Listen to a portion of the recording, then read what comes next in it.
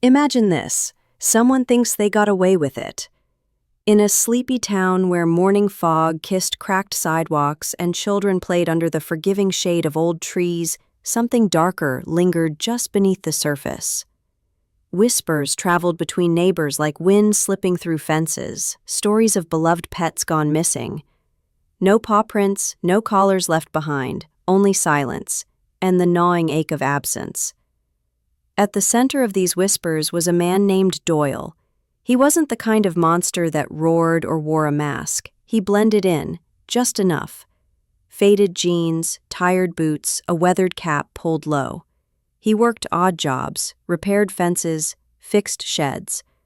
The kind of man who waved but never smiled, who watched from the shadows but rarely spoke. And when he did, his voice carried something oily beneath it, like rusted chains dragging across wet cement. To those who paid attention, there were signs. Scratches on his truck bed, faint whimpers when the wind was still, a leather glove stained where fingers curled too tightly. But suspicion alone does not summon justice, and fear often keeps the truth buried. You see, Doyle wasn't just cruel, he was calculated. He saw animals not as companions but as tools, commodities, a way to earn from underground trades, pit fights, and unspoken arrangements in the back alleys of rural towns. Dogs were snatched from yards, cages forced open in the dark, old women left sobbing on doorsteps holding empty leashes. And worse than the theft was the harm. Doyle didn't just take, he broke. Bones, trust, innocence, and each time he got away with it, he grew bolder. In his mind, he was untouchable, a ghost in plain sight. The law hadn't caught him, neighbors only whispered. What could they do? He was always just careful enough. But karma is patient. It doesn't always scream. It waits, gathers. Like a storm behind the mountains, it builds pressure until the sky can't hold it anymore. And for Doyle, the clouds were quietly closing in. It started with a puppy, a golden retriever barely old enough to bark, soft paws, sunlit fur, and eyes too trusting for a world so sharp. The kind of dog children dream about. It belonged to a boy named Miles, small, soft-spoken, and always wearing mismatched socks. His world revolved around that puppy named Lucky.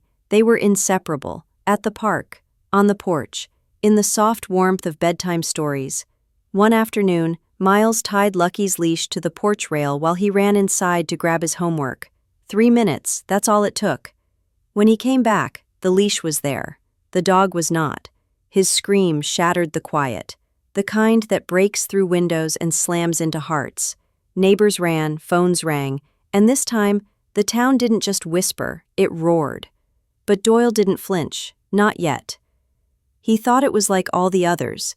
He thought no one would know, that nothing had changed. He didn't know about the doorbell camera hidden beneath the mailbox, the one that caught the gleam of his belt buckle, the distinct limp in his left leg, the blurry shape of Lucky squirming in his arms. And this time, it spread. Faster than Doyle could run, faster than he could lie. The footage hit social media. 1,000 shares, then 10,000, then a local reporter picked it up, then the sheriff. And suddenly the man who thought he was invisible was known everywhere. But the law wasn't the only force at work now. Something deeper stirred. The collective will of those who had lost, those who had feared, those who had stayed silent for too long. People he'd intimidated were now speaking. Stories emerged. Names, addresses, tear-stained faces filled the local news. The town had reached its breaking point. And karma, patient no longer, stepped into the light. It came not with sirens or slamming doors, but with quiet exposure, the kind that doesn't just ruin a reputation, but dismantles it cell by cell. Doyle's name became a curse.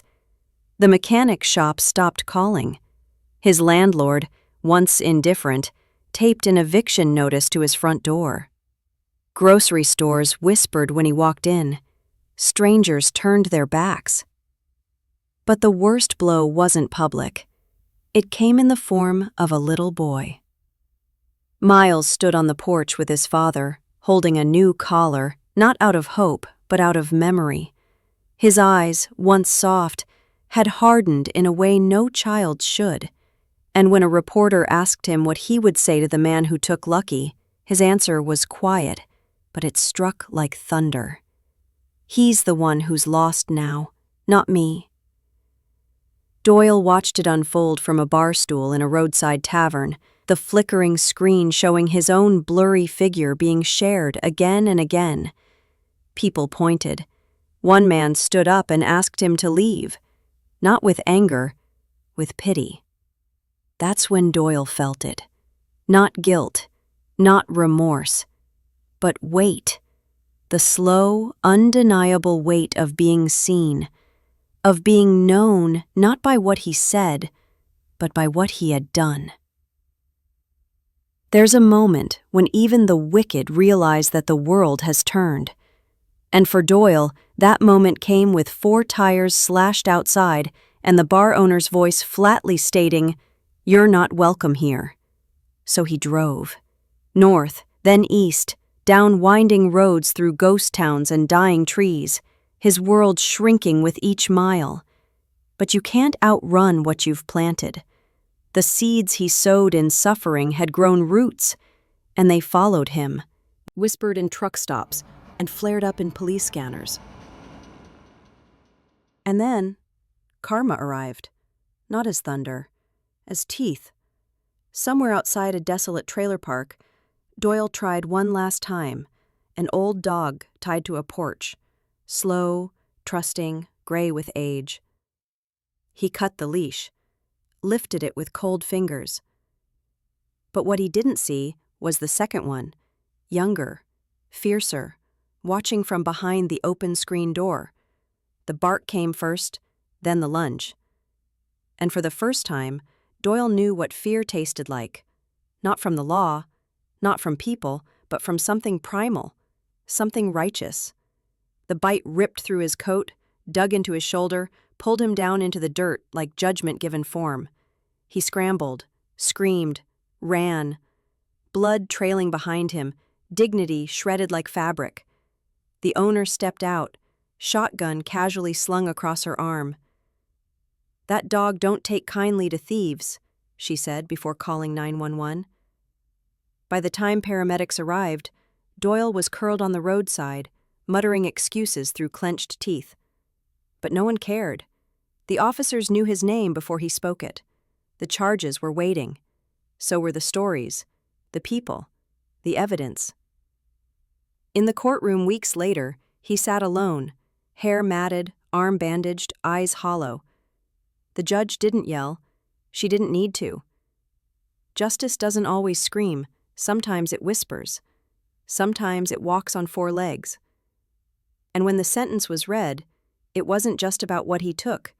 It was about who he had become, and how far he had fallen from even the shadow of empathy. The town moved on, slowly, gently. Miles got another dog, not to replace Lucky, but to remind him that love still existed. And Doyle? He vanished into the system. Another file, another lesson. But those who had suffered didn't forget, and neither did the earth. Because karma doesn't care about timing, or apologies, or regret spoken too late. It only cares that the scales are balanced. He beat dogs and stole pets, until karma bit back harder than any dog could.